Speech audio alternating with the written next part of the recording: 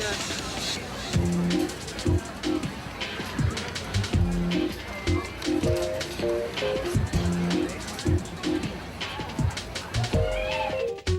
here we are at Word on the Street, always a great event and lucky with the weather. Generally, it's a great place to do book shopping because you can go from booth to booth, see things you might not otherwise have seen, see a lot of authors milling about, and pick up stuff.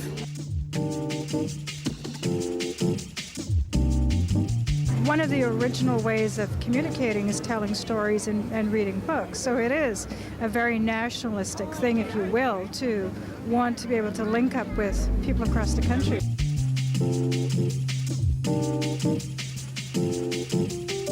People always feel that Canada is Toronto-centric because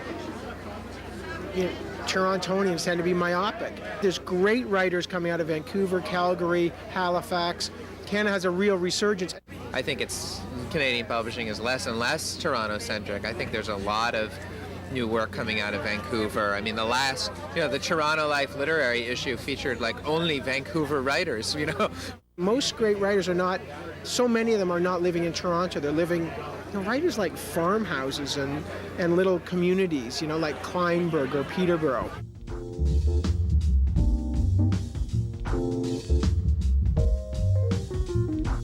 It's set in Toronto. It's a family story. It's a sequel to this book, Shadow of Ashland. I never picked up a book because it was Canadian science fiction. I would read a great book and then discover the author was Canadian afterwards.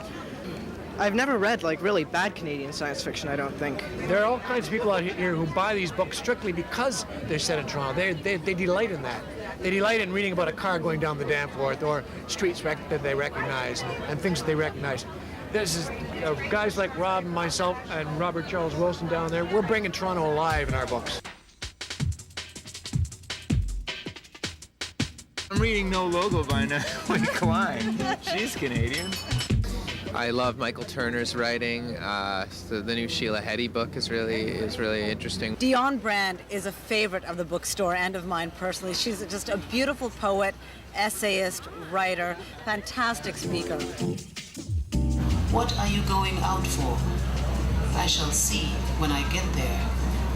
I love Alice Munro. Like I loved her last collection of short stories.